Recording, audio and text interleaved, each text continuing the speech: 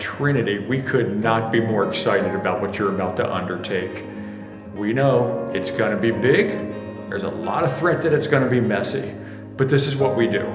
And we're excited because you made this step in this right direction to get there.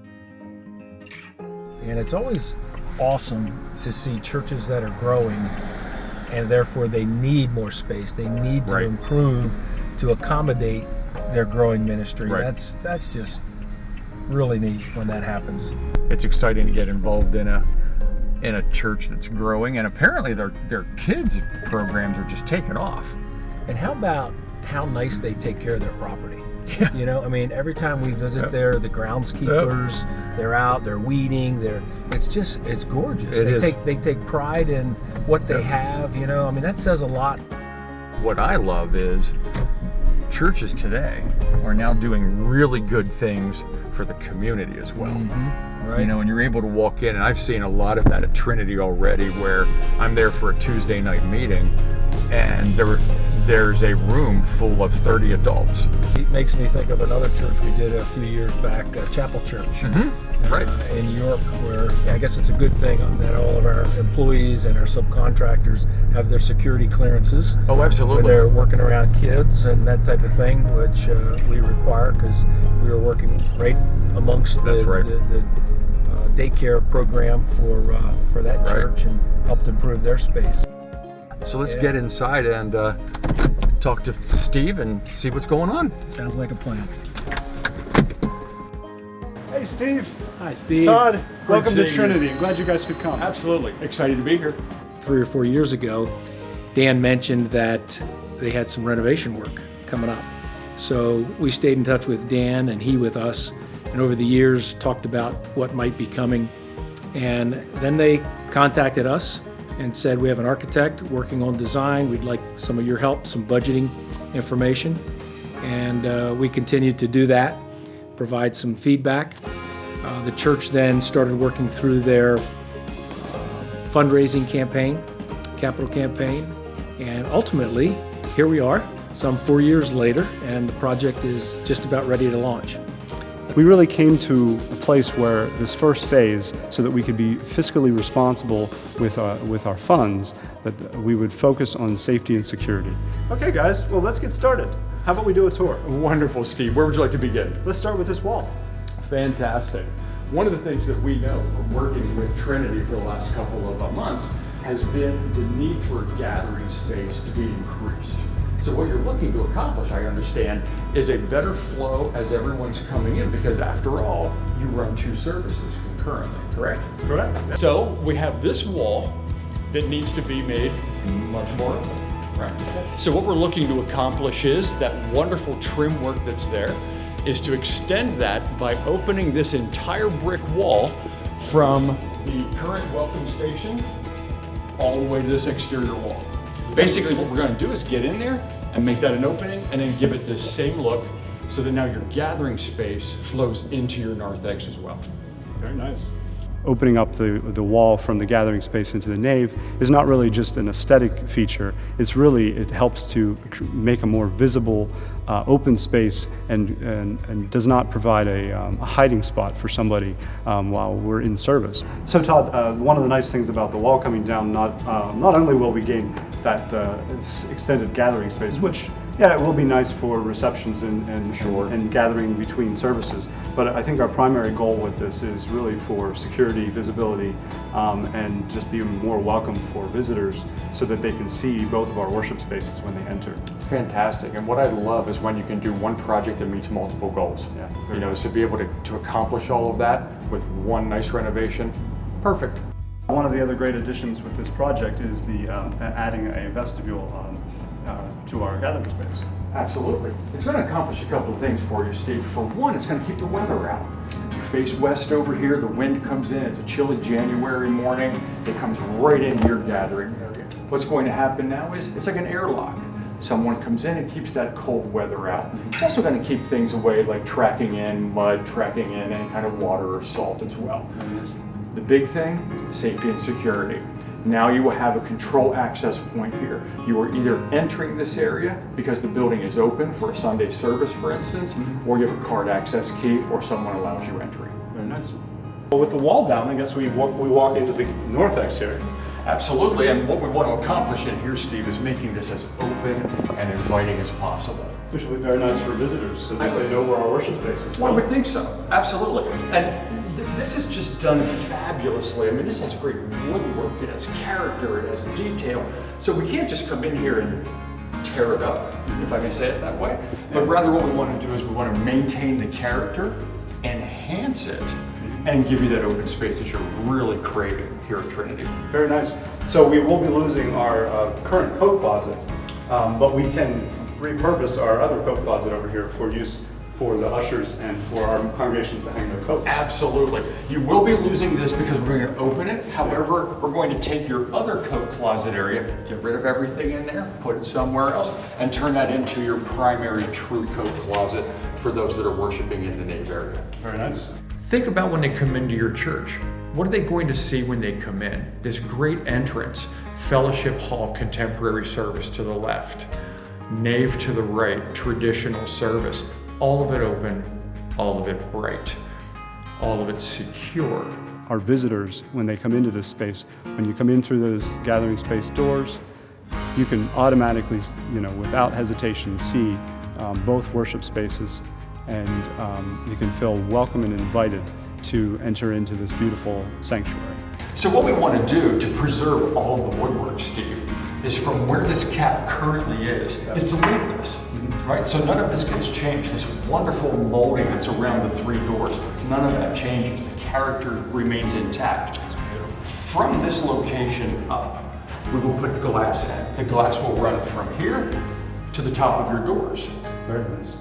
So what it's going to do is just kind of open everything up for you so that there's going to be a better visual as people come in, whether it's from the front doors or whether it's from the new gathering space. They'll be able to come in and it's wide open, not just in physical, but in visual as well. Very nice, Todd. I mean, I think the only concern that I hear from some of our congregation members would be distractions from some noise from the north exit into the nave. Sure. Is there ways to address that with this glass? What we'll want to make sure that we do is not put in a single panel of glass, but rather two panels with it's called insulated glass. That way it'll be more of a sound attenuation for you. So really you shouldn't have any transmission of sound back and forth any more than what you currently have with your wall. Very nice. That'll be great because we have such a beautiful sanctuary. So having this glass, visitors come in, anybody can see our wonderful sanctuary without disturbing what's happening in there. Absolutely. Todd, I think with as wide as the opening was that you were describing, I know you said that the coat closet was going to be going away, but I think this would mean that our stair tower would be disappearing as well. It will, Steve. What's going to happen, you can kind of see as we're standing here, that closet comes all the way back to just shy of this door.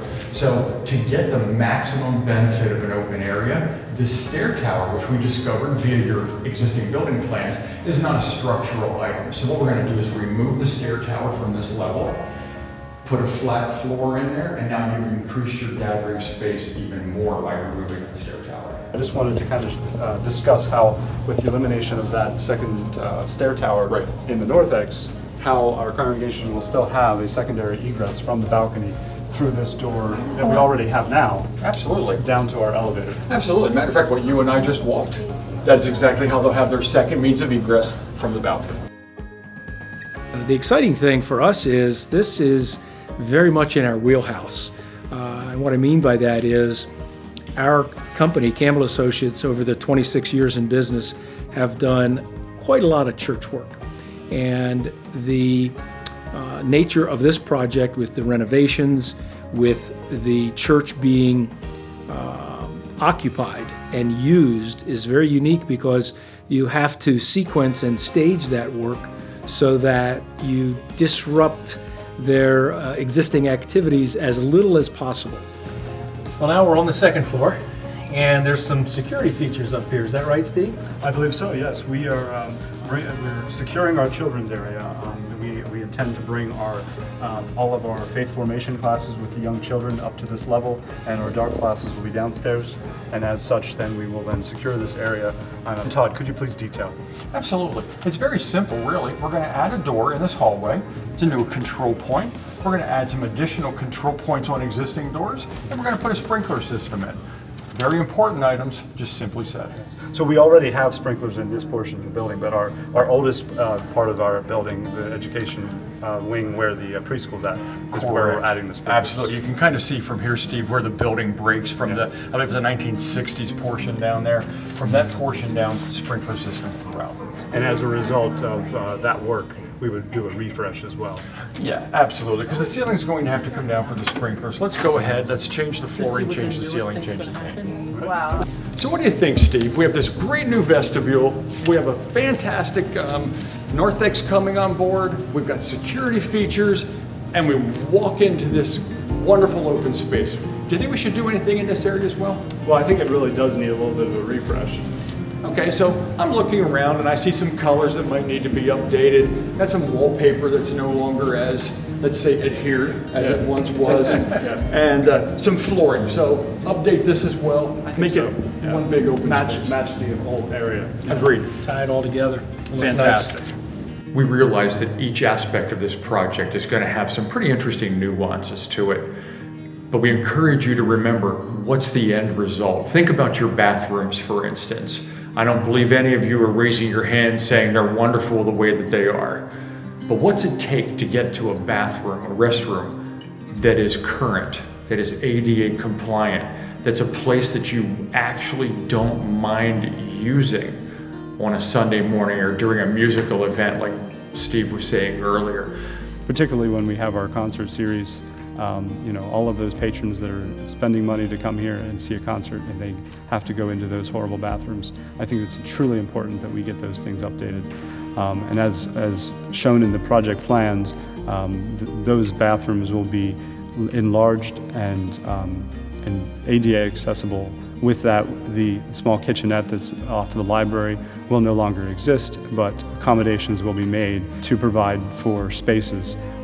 For example, separating the flowers out for our homebound members. This is a very special space for a lot of people in our congregation. It's used obviously as a library, but also for small funerals, visitations, and even a bride's dressing room. So I think the intent would be to still utilize the space for those purposes, but I believe in this renovation we're adding in, making this a family lounge and nursery for Sunday mornings. Some of the things that I really like about the library renovations, we'll still be maintaining it as a wonderful religious library and a place for visitations and with funerals and weddings and such for the brides. But we also will incorporate our Sunday morning nursery and family space into that space, and it'll be nicely renovated so it'll accommodate all of those features. It's very important that we maintain, let's call it the integrity of this room during the project. Like you said, it's special to a lot of people, but at the same time, it needs to be made even more versatile than it already is, and it just needs to be brought up to date a little bit. So we're going to add a single-user restroom over to your right. That way, when a family is in here during the worship service or some other time, they have access to that restroom. Think about how convenient that'll be during those times that you listed for bridal parties, pre-wedding preparation as well. So we're going to add that. We're going to turn the area we're standing into more of that family lounge. I like to think of it as a great big living room. Region, and then we will keep all of the bookcases, so you will still have your religious library, you still will have the documents that people are used to finding in here. Very nice.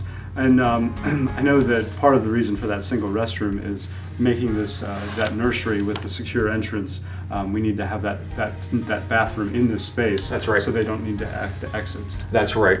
Correct. Absolutely. And since we're doing restrooms and we're doing the library, the family area, we're going to go ahead and take care of this corridor as well. We had new flooring and new ceiling and get that updated.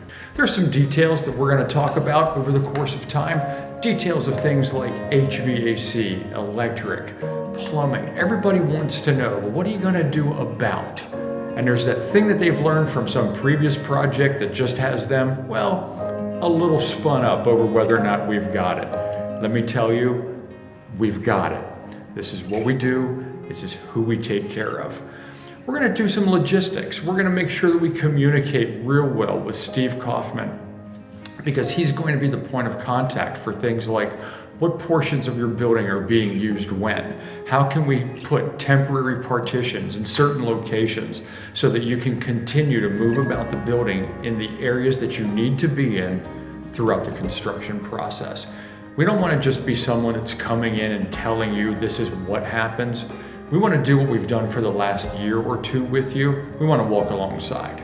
The need for this project is not, just to renovate or to spruce up a building. The need for this is, it goes back to what we said. It goes back to the safety and security of this building and making it more welcoming to visitors. I'm very proud of our leadership within Trinity, how we've spent a lot of time talking through this and working with hundreds of members of the church. We've done surveys and forums and partnering with Campbell Associates.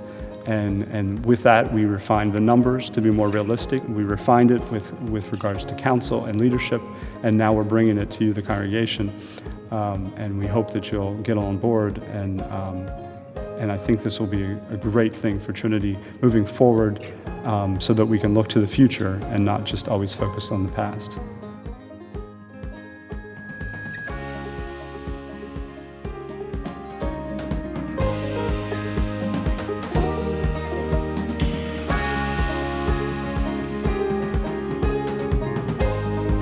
So Trinity Lutheran, are you ready for a fixer-upper?